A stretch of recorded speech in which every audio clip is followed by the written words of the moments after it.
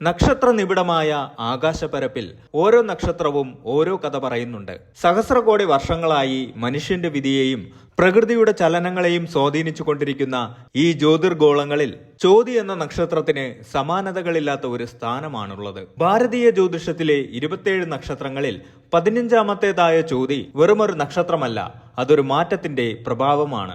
സ്വാതന്ത്ര്യത്തിന്റെ പ്രഖ്യാപനമാണ്. പരിണാമത്തിന്റെ മഹാത്ഭുതമാണ്. സ്വാതി എന്ന സംസ്കൃത പദത്തിനർത്ഥം അതിശ്രേഷ്ഠമായി സഞ്ചരിക്കുന്നത് എന്നാണ്. വായുവിനെ പോലെ സ്വതന്ത്രമായി ചലിക്കുന്ന, ഒരിടത്തും തളച്ചിടാൻ കഴിയാത്ത ഊർജ്ജസ്വലതയാണ് ഈ നക്ഷത്രത്തിന്റെ മുഖമുദ്ര. ആകാശമണ്ഡലത്തിലെ ഏറ്റവും തിളക്കമുള്ള നക്ഷത്രങ്ങളിൽ ഒന്നായി ചോതി നിലകൊള്ളുമ്പോൾ അത് ഭൂമിയിലെ മനുഷ്യന്റെ ജീവിതത്തിൽ വലിയ പരിവർത്തനങ്ങളുടെ വിത്ത് പാകുന്നു. ചോതി നക്ഷത്രത്തെക്കുറിച്ച് പറയുമ്പോൾ ഏതൊരു മലയാളിയുടെയും മനസ്സിലേക്ക് ആദ്യം ഓടിയെത്തുന്നത് സ്വാതി മഴത്തുള്ളിയെക്കുറിച്ചുള്ള മനോഹരമായ സങ്കല്പമാണ്.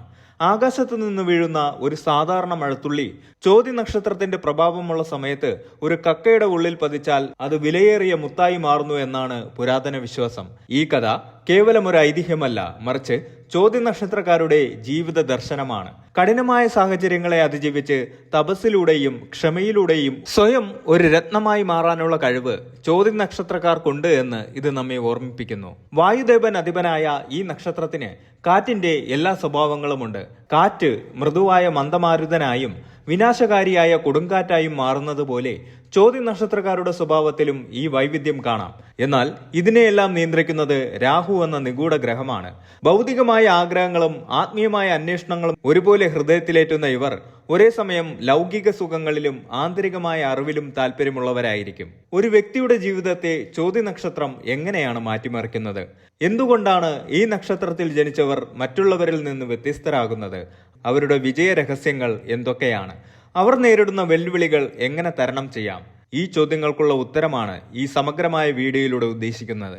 വെറുമൊരു ജ്യോതിഷ വിശകലനത്തിനപ്പുറം ചോതി നക്ഷത്രത്തിന്റെ പുരാണ പശ്ചാത്തലം, മനഃശാസ്ത്രപരമായ പ്രത്യേകതകൾ, തൊഴിൽ, കുടുംബജീവിതങ്ങളിലെ സ്വാധീനം, ജീവിത വിജയത്തിനായി ചെയ്യേണ്ട കർമ്മ പദ്ധതികൾ എന്നിവയെല്ലാം കോർത്തിണക്കിക്കൊണ്ടുള്ള ഒരു യാത്രയാണിത്.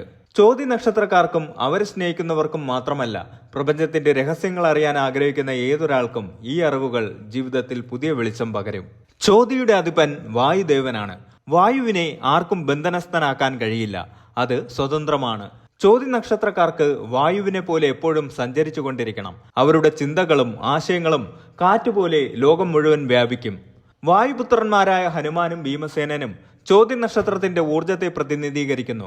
അചഞ്ചലമായ ഭക്തിയും അപാരമായ ശാരീരിക ബലവും ചോതി നക്ഷത്രക്കാർക്ക് സ്വാഭാവികമായി ലഭിക്കുന്ന അനുഗ്രഹങ്ങളാണ്. തുലാം രാശിയിൽ പൂർണ്ണമായും ഉൾപ്പെടുന്ന നക്ഷത്രമാണ് ചോതി. ഇതിന്റെ അധിപൻ രാഹുവാണ്. ശുക്രന്റെ രാശിയിൽ രാഹുവിന്റെ നക്ഷത്രം വരുന്നത് കൊണ്ട് ഇവർക്ക് ഭൗതിക സുഖസൗകര്യങ്ങളോടും കലകളോടും പ്രത്യേക താല്പര്യമുണ്ടാകും. മറ്റൊരാളുടെ കീഴിൽ ജോലി ചെയ്യാനോ അടങ്ങിയിരിക്കാനോ ഇവർക്ക് ബുദ്ധിമുട്ടാണ്. സ്വന്തം പാത വെട്ടിത്തെളിക്കാൻ ഇവർ ആഗ്രഹിക്കുന്നു. വാക്ചാതുര്യമാണ് ഇവരുടെ പ്രധാന ആയുധം. കഠിനമായ കാര്യങ്ങൾ പോലും മധുരമായ വാക്കുകളിലൂടെ നേടിയെടുക്കാൻ ഇവർക്ക് സാധിക്കും. തുലാം രാശിയുടെ ചിഹ്നം ത്രാസാണ്. അത് സൂചിപ്പിക്കുന്നത് തുല്യതയെയും നീതിയെയുമാണ്. അനീതിയോട് ഇവർ ശക്തമായി പ്രതികരിക്കും. പുറമെ കടുപ്പക്കാരായി തോന്നിയാലും ഉള്ളിൽ വളരെ കാരുണ്യമുള്ളവരാണ് ചോതി നക്ഷത്രക്കാർ. ചോതി നക്ഷത്രക്കാർ കുട്ടിക്കാലത്ത് വളരെ ചടുലതയുള്ളവരായിരിക്കും. ഒരു കാര്യത്തിലും അധിക നേരം ശ്രദ്ധ കേന്ദ്രീകരിക്കാൻ ഇവർക്ക് കഴിഞ്ഞെന്ന് വരില്ല. എപ്പോഴും പുതിയ കാര്യങ്ങൾ അറിയാനുള്ള ആകാംക്ഷ ഇവരിൽ കാണാം. 30 വയസ്സിന് ശേഷമാണ് ചോതി നക്ഷത്രക്കാരുടെ ഭാഗ്യം തെളിയുന്നത്. രാഹുവിന്റെ സ്വാധീനമുള്ളത് കൊണ്ട് വിദേശ യാത്രകൾക്കോ വിദേശ രാജ്യങ്ങളിലെ ജോലിക്കോ ഇവർക്ക് കൂടുതൽ സാധ്യതയുണ്ട്. കച്ചവടം, നിയമം, മാർക്കറ്റിംഗ്, കല, സാഹിത്യം എന്നീ മേഖലകളിൽ ഇവർ ശോഭിക്കും. സ്വന്തമായി ബിസിനസ് നടത്തുന്നത് ഇവർക്ക് ഏറ്റവും അനുയോജ്യമാണ്. ചോതി നക്ഷത്രക്കാരുടെ കുടുംബജീവിതം പൊതുവെ സമാധാനപരമായിരിക്കും. എങ്കിലും പങ്കാളിയുമായി ചിലപ്പോഴൊക്കെ അഭിപ്രായ വ്യത്യാസങ്ങൾ ഉണ്ടാകാം. ഇവർ പങ്കാളിക്ക് പൂർണ്ണ സ്വാതന്ത്ര്യം നൽകുന്നവരായിരിക്കും. മക്കളോട് വളരെയധികം സ്നേഹവും കരുതലുമുള്ളവരാണിവർ. ചോതി നക്ഷത്രത്തിന് പ്രധ്വംസ ശക്തി ഉണ്ടെന്നാണ് പറയപ്പെടുന്നത്. അതായത് പ്രതിബന്ധങ്ങളെ ചിതറിച്ചു കളയാനുള്ള കഴിവ്. ജീവിതത്തിൽ എത്ര വലിയ പ്രതിസന്ധി വന്നാലും വായുവേഗത്തിൽ അതിനെ മറികടക്കാൻ ഇവർക്ക് സാധിക്കും. ഇവർക്ക് മറ്റുള്ളവരുടെ മനസ്സ് വായിക്കാനുള്ള പ്രത്യേക കഴിവുണ്ട്. ഒരാളെ കണ്ടാൽ അയാളുടെ സ്വഭാവം ഏകദേശം മനസ്സിലാക്കാൻ ഇവർക്ക് പ്രയാസമില്ല. ഇതുവരെ മികച്ച ബിസിനസ് ഡീലുകൾ നടത്തുന്നതിനും സുഹൃത്തുക്കളെ തിരഞ്ഞെടുക്കുന്നതിനും സഹായിക്കുന്നു. കാറ്റിനെ പോലെ മനസ്സെപ്പോഴും മാറിക്കൊണ്ടിരിക്കും. ഒരു തീരുമാനത്തിൽ ഉറച്ചു നിൽക്കാൻ ബുദ്ധിമുട്ടുന്നത് പരാജയത്തിന് കാരണമായേക്കാം. ലാവണ്യബോധം കൂടുതലായതുകൊണ്ട് വില കൂടിയ സാധനങ്ങൾ വാങ്ങിക്കൂട്ടാൻ ഇവർക്ക് താല്പര്യമുണ്ടാകും. ഇത് സാമ്പത്തിക പ്രതിസന്ധിക്ക് കാരണമായേക്കാം. പൊതുവെ ശാന്തരാണെങ്കിലും ദേഷ്യം വന്നാൽ നിയന്ത്രിക്കാൻ ബുദ്ധിമുട്ടാണ്.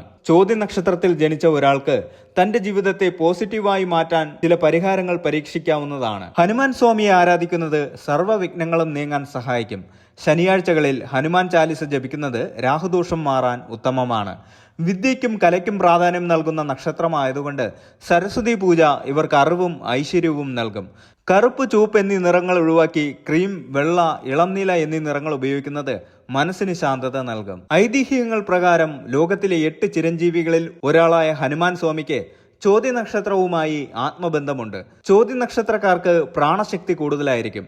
ശ്വസനക്രിയകൾ കൃത്യമായി ചെയ്യുന്നത് ഇവരുടെ മാനസികവും ശാരീരികവുമായ ആരോഗ്യം വർദ്ധിപ്പിക്കാൻ സഹായിക്കും. ഹനുമാൻ എങ്ങനെയാണോ വായുമാർഗം ലങ്കയിലേക്ക് കുതിച്ചത്, അതേപോലെ ചോദ്യ നക്ഷത്രക്കാർ തങ്ങളുടെ ലക്ഷ്യത്തിലേക്ക് കുതിച്ചു ചെല്ലുന്നവരാണ്.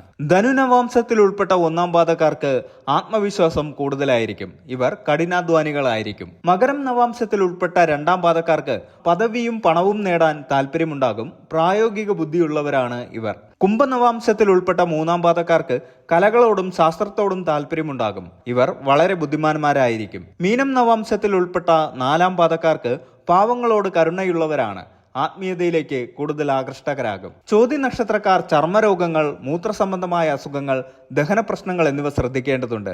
ധാരാളം വെള്ളം കുടിക്കുന്നതും ശരിയായ ഭക്ഷണക്രമം പാലിക്കുന്നതും അത്യന്താപേക്ഷിതമാണ്. പലരും ചോദ്യയെ വായുദേവനുമായി മാത്രമേ ബന്ധിപ്പിക്കാറുള്ളൂ. എന്നാൽ പുരാതന താന്ത്രിക ഗ്രന്ഥങ്ങൾ പ്രകാരം ചോദ്യ നക്ഷത്രം വിദ്യയുടെ ദേവിയായ സരസ്വതിയുമായി ആഴത്തിൽ ബന്ധപ്പെട്ടിരിക്കുന്നു.